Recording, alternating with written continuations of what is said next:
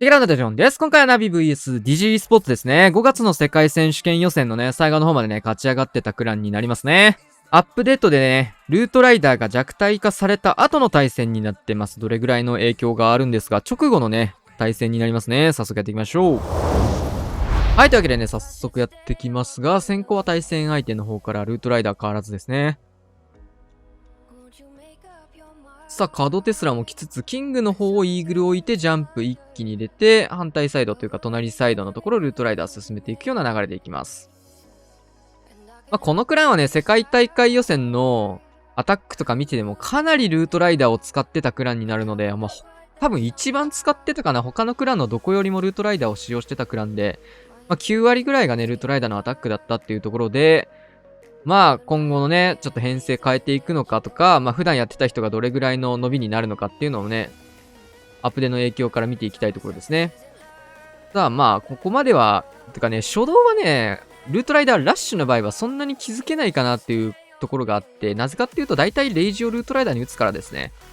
僕はさっきっていうかもうアップデ後のね、アタックとしてルートライダー触った時が、クイヒーのルートライダーをね、やってたんですけど、クイヒーのルートライダーを、結構レイジをあんまりルートライダーに積極的には割かない編成になってくるので、そこではね、結構露骨に分かりましたね。進行速度が結構遅くてっていうところ。さ、こうなってきたところでルートライダーの弱体化を感じれる部分になってくるんだけど、ラッシュにするとやっぱヒーローがね、4ヒーロー生存して、オーデンはあんま関係ないんだけど、3ヒーローが各々ね、火力を出してくれるので、縦で穴を開けてくれれば十分と。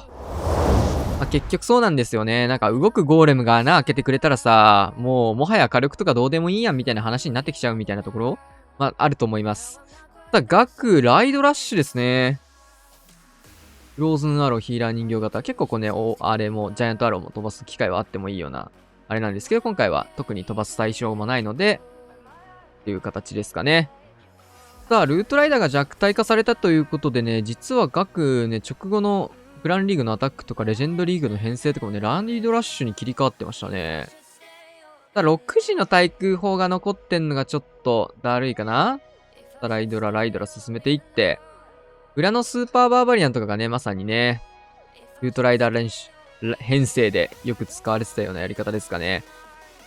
ライドラなんですけど、エアスイーパーも食らう形で入ってったので、あんまりいい進行にはなってなさそうですね。キングの方も流れていって、9時から10時のところで潰されてという形。サッカーボールとヒゲ人形。お、ヒゲ人形あれ吸血ヒゲか何ヒゲ人形って。やだ。ピストースとヒゲが出てくるっていうね、伝説のヒゲ人形というスキルがあるんですけど、そんなものはないと。ちょっと厳しい展開。ロイちゃんとスーパーバーバリアンだけでこっから取りに行けるのかっていうところ。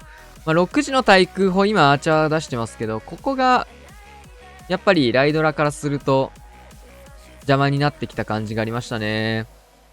結構こういうのをロケバル刺したりとか、なんか、いろいろね、ボマーこっち使ったりとかもあったりするんですけど、今回特にケアを出さなかったところが結構露骨に響いちゃってるようなイメージはありますが、さあ、ここで能力解放をしていきます。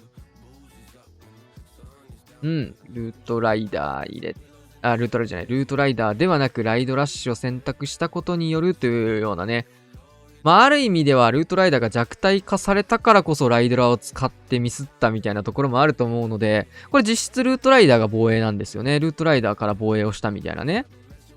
実質ね。もう形とか弱体化したから、配置の形でそんなにルートライダーもやりたくない可能性があり、ルートライダーが弱くなったなら別のユニットを使おうかっていうところなんでね。ルートライダー弱体化が生んだ防衛かなと思いますね、これは。94%。とはいえ、あの状況からあそこまで伸びるなら、6時の対空砲次第ではだいぶ、9時の方までね、もうちょい伸びたんじゃないかなという形ですかね。ルートライダーラッシュ、ここは、1分40秒ぐらいというところもあり、たとえこれがね、全開になったとしても、やっぱり、破壊力っていうのが少し落ちてることによって、動画の時にも言ったんですけど、ルートライダー弱体化だよっていう、メンテナンスのね、情報動画の時にも言ったんですが、時間勝負になった場合の全開速度みたいなところも少し落ちてくるんじゃないかな、みたいなところありますかね。さあ、ユエタさん。ユエタ14さんは、キングもクイーンもぶち込んで一気にルートライダーも全部ドッカーンいってますね。まあ、クイーンは外周回したいような感じなのか、ちょっと微妙な感じではあったんだけど、まあ、多分ね、外周メインなのかな。外周に回った時にでも、ウォーデンのトームが入るような打ち方っていうのを今回はしてったのかなと思いますし、まあ、オーバーグロー2枚採用か。だからちょっと若干、時間がね、ゆっくりになってるのかなっていうところもありますかね。もう一回同じところ打つってことですよね、これ。で、レイジを置いて、フリーズも4発。打たないですね、全然。マルチ AT、テスラとかをね、ロイちゃんいるところなんで、ここ結構確定で1枚割いていい場所だと思うんですけど、フリーズ多分この後そんなに4枚取ってても使う場所ないと思うんで、まあ、使ってもよかったポイントかなって感じですが、キングもクイーンも能力残ってますね。まあ、結局ね、これが強いんよな、ルートライダーの。まあ、火力を求めてルートライダー使ってる人っていなかったわけなんですよね。ルートライダーってやっぱ一発がでかいからいいよねとかそんなこと言ってるやついないのよ。穴を開けてくれてタンクができる。それがね、ルートライダーの役割なので。まあ、とはいえ、落としやすくなったのはいい調整かなっていうところと、使用率が減ることもいい調整かなっていう感じ。ほら、フリーザー余ったでしょ、さっき使っていいと。まあ、呪文の配分もね、見た感じで、残りどれぐらい必要だから、ここは使っていいとかもね、判断できるといいのかなと思います。まあ、というところで、まあ、全力で全開取り切った方が絶対いいと思うんでね。まあ、どうせ余るぐらいなら、大事なところで使おうよっていうのが僕の昔からのスタイルで、実況でもね、かなり言ってるところなんですけど、ドヤ呪文とかにね、残すよりは、絶対にね、まあ、時間勝負という環境になったので、かなりみんなそれを意識するような感じになりましたが、昔のように僕はドヤ呪文はね、反対というか、好きじゃない派だったんでね。外周スーパーバーバリアン、両サイドカット入れつつ、キングでウォールブレーカー。ここはもうフリーズまでかけて、もうウォールブレーカー先に通していきます。で、外周部クイーンと。で、ヒーリング。カズマくんですね。で、遅れてバルキリーもちょちょんと出して、ストライカーからの一気のトームを、ヒールサイト、あれか、オーバーグローじゃないのか。だからかなり貯めてんだ。ここでトーム。援軍ネクロか。ポイズンがちょっと二手に分かれてどっちに打つか迷ってるというか、打ててないですね、まだ。バルキリーが一応このネクロに対しては強く、まだ生きてくれてはいたんで、いるね、まだ。ここで打ちましたね。ポイズン完全にこれは、見てなかったかな。クイーン持ちて。対戦切りとかじゃないよね、これ。珍しくすごい後手に回ってるなって感覚のアタックですね。援軍ネクロは確かにこの環境、てか、ルートライダー環境でね、珍しい援軍なんですけど、おそらく相手がね、ドラゴンが増えるんじゃないかと踏んでのね、ネクロ採用だと思うんですよね。まあ割とシンプルで分かりやすいかなと思いますね。ルートライダーが弱体化されたら次に流行るのは、まあちょっとずつ流行り始めてるドラゴンなんじゃないか。じゃあドラゴンに刺さる防衛援軍入れといたらこの環境守れるんじゃないみたいなテストネクロみたいなところかなと思いますが、まあ、結果的にはぶっ刺さったかな。珍しいですね。この編成からするとネクロはポイズンボーンって置いてきゃいいだけなんで、あれだったんですけど、ちょっと二手に分かれたことでポイズンの判断がもしかしたら、どっちに打とうみたいになっちゃったのか、ちょっと見づらかったので、アリゴレじゃないから援軍いないんかみたいな感じになっちゃったのかな。で、アーチャー1体残ってんだけど、これ回線切った形かな。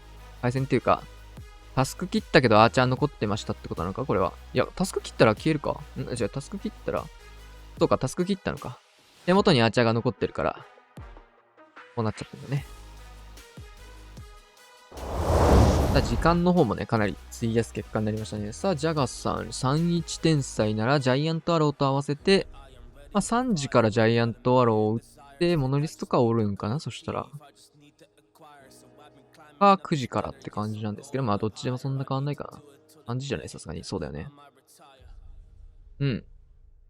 いい天才だよね。これ強いよね。ウォールブレイカーそこ割くのこれおもろいことしますね。穴開けしなくても、って思っちゃうけど。ストライカーキング当てたいなー、3時。こういうとこね、ちょっともったいないよね。これキング落ちるよ、クイーン。ストライカー今投げますが。いや、めちゃくちゃもったいない、これ。超絶もったいないといったところなんですけど、トルネード。こういうとこ見るとやっぱ、そうか。いいね、エアスイに、オーバーグロー。強いわ、このドラゴン。プラン的なもので言うとすごくいいなって感じ。ちょっと PS の面でミスが出てしまったかなって感じですね。あとは呪文があってロイちゃん生き残ってという状況で、まあ最終オーバーグロで隠した施設がこうして現れるのでって感じ。いいスケルトン。これはスケルトン採用強いね。オーバーグローで隠した跡地の処理の方法として何を使おうかって考えたときに、スケルトンタゲからのこのロイちゃんの伸び。これすごくいいね。いや、プランすごくいいな。ジャイアントアローのこの天才が、個人的にはすごい強い組み合わせだと思ってます、最近。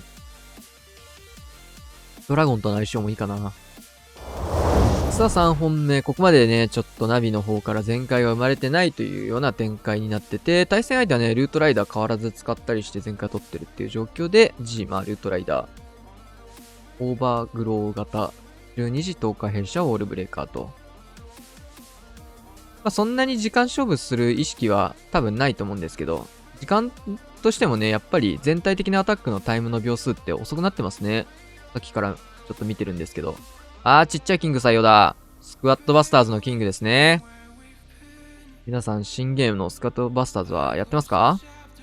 僕はね、結構、やってるんですけど、Twitter の方でもね、フレンド欄出したんで、めちゃめちゃフレンド来る。ありがたいことなんだけど、知らない外人とか、まあ、よくわからん、もう誰ですかあなたみたいな名前の人たちもね、多くあってね。まあ、そのうちね、整理すると思うんでね。見てる方だったりとか、あれだな人はね、ぜひ、Twitter の方にも書いたんですけど、私こういうものですっていう、わかんないだろうなって方はね、ちょっと名前教えていただけるとみたいなところあるので、知らない人でパンパンになっちゃったら、多分整理するんでね、フレンドら。そういうのあったら教えてください。現在フレンドの方々も。さあ、そうこう言ってる間にキングが真ん中で暴れております。結果的にはね、最近ルートライダーだけで進めることが多くて、キング、クイーン、別動隊、キング、ジャンプみたいなのが多かったんだけど、それだと火力が足りなくなっちゃうことが多いんで、こうやってルートライダーの後ろにね、でもこれもでも結構解けたね。しっかり解けてる。クイーンとかキングとかを、後ろにヒーローをやっぱ添えてあげないと厳しくなってるのかなって感じがしますかね。クイヒーの場合は、ロイヤルチャンピオンがルートライダーの公演について、必ず誰かヒーロー1体、まあウォーデン以外のヒーロー1体が、つくのが理想的かなっていうふうには思うかな。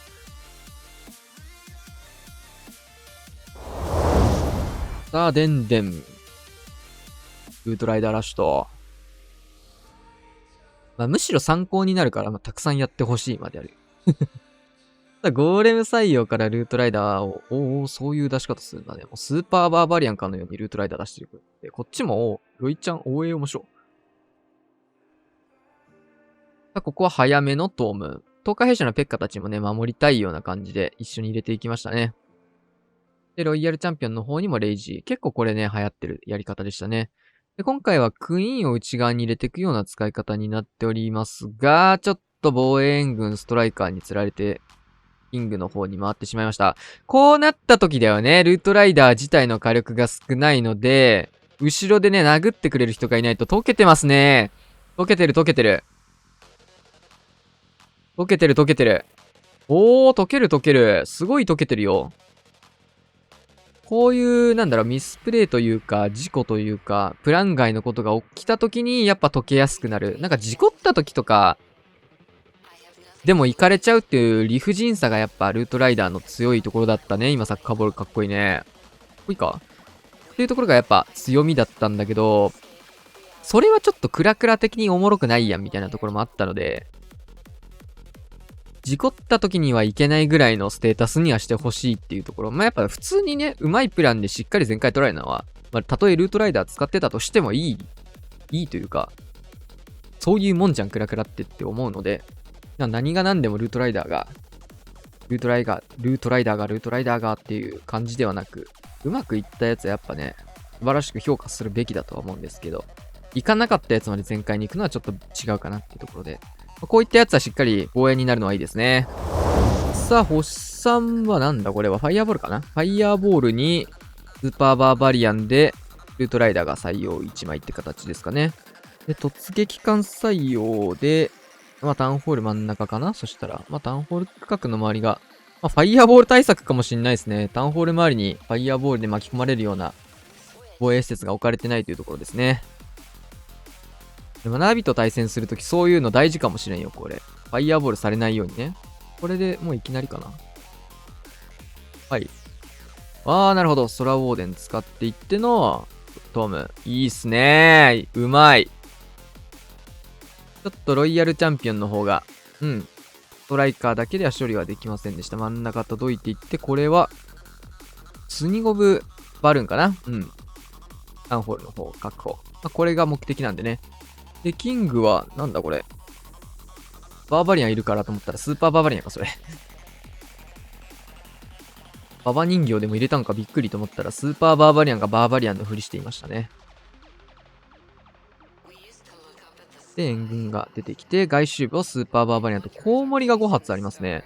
真ん中マルチはフリーズ突破するつもりなんか？ウィズ島さえ削っちゃえば、下からコウモリぶち流せるショル理論かな？ウィズ島を削って、コウモリはまだ来ませんが、結構まだ、コウモリに強い防衛施設残ってるけどな。さあ、マルチ IT から始まりましたが、反対サイドのマルチ IT がちょっとまだ手が届く位置に入っていく。さあ、ここスーパーバーバリアンの数を使うことで、ターゲットをね、無理くりカバーしていくんですけど、コウモリが一切伸びない。削れた HP これだけと。なるほど。コウモリ5枚でしょ？天才でやろうとしたらもっとね、呪文が必要になっちゃうからね。モノリスまでおろうと思った時には。まあ、呪文5枚だけでここ突破できたらその分お得になるよね、みたいな感じ。特に、今回はファイヤーボールを使ってそっちにも呪文を割くんでね。クエイクとかインビジブルとか。ってなると、そんなに呪文に余裕が生まれないので、まあ、コウモリ5発の方が天才を使うよりも良いんじゃないかというような構成でやったと思うんですが、アップデの影響もあるかもしれないですね。まあ、シンプルに、ルートライダーが弱体化されたので、ルートライダーが使わなかったり、使った結果だったり、まあ、これはあんま関係ないかな。ということで、珍しいですが、3連続でアタックミス、そしてクイヒーホグ支援。来ましたね。クイヒー系の戦術で、しかもルートライダーがセットじゃないと、結構これは、うわー、その突撃感、ホーミングの位置知ってないと投げれないような、際どいやつ。今の落とすタイミングいいね。ストライカーを突撃艦の落下ダメージで倒せる瞬間に、突撃艦の解除。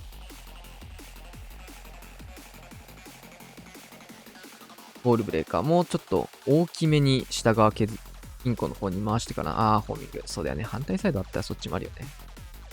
見慣れウォーデン来た。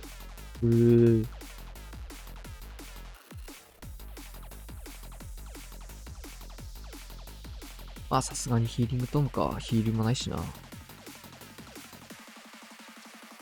通常ホグとかだとちょっと HP も低いんでね。ワンチャンライフオーラーとかも。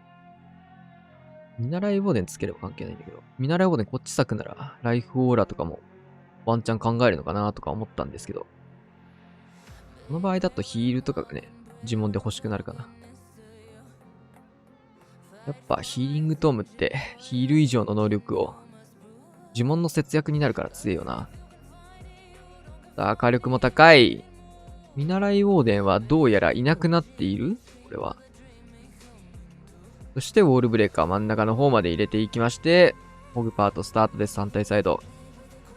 一気のレイジトーム。まあもうこれはタウンホール15の時によく使われたような、これスーパーホグが多かったですが、そんなようなやり方ですかね。真ん中のタウンホール区画っていうところがそんなに火力も高くないので、食い火突っ込ましても事故りづらい。ホグ全滅っすね、でも。まあ何を割いてもこういう展開になる。まあルートライダーだったらどうだったかっていうところですけど、あとはロイヤルチャンピオンがね、呪文もあるので押し切ってくれるでしょうという形。さあ、ロイちゃん、レイジ、能力解放、ナイス全開と。いやー、こうやって見てもなー、ちょっとホグも心もとない感じはするよね。でも、ユニットってそういうもんだよな。ラストアタック、クラウスなんだこりゃ。スーパージャイアントが8体。これ何するつもりなんだろう。ライドラ一体なんだろうね、これ。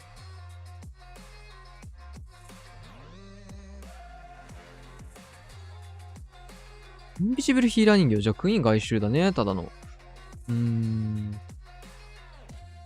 まあ、基本はルートライダーラッシュにルートライダーラッシュの盾として使うんか、これは。ルートライダー3体をポンポンポンと1体ずつ出して、ここはまだ来た。で、ロイちゃんの盾として使うのと本体スパジャイか。へえ。作品に入った対地クロスを。なるほどね。で、ロイちゃんも早っ。もう能力解放してます。で、フリーズ使ってロイちゃんパート、クイーンパート、キングパート両方進めて、本体の方はトム、オーバーグロー。で、モノリスの方はね、浮いてるんで、東海弊社からのスーパーホグが出ていきましたが、インビジブルに隠されてというところですね。で、裏側はライドラ使って削りを入れていきます。いやー、スーパージャイアントとルートライダー合わせることで、すごいな、なんか、両方スーパージャイアント追いつけてない。でもちゃんとこれルートライダーもまだ生きてるんだよな、3体。今1体死んだかな？いや、まだ3体全部生き残ってるわ。まあ、スーパージャイアントには、ルートライダーと同じような目的として進ませてるっていうような感じだと思いますね、これは。まあ、試験的なところもあるのかもしれないんですけど、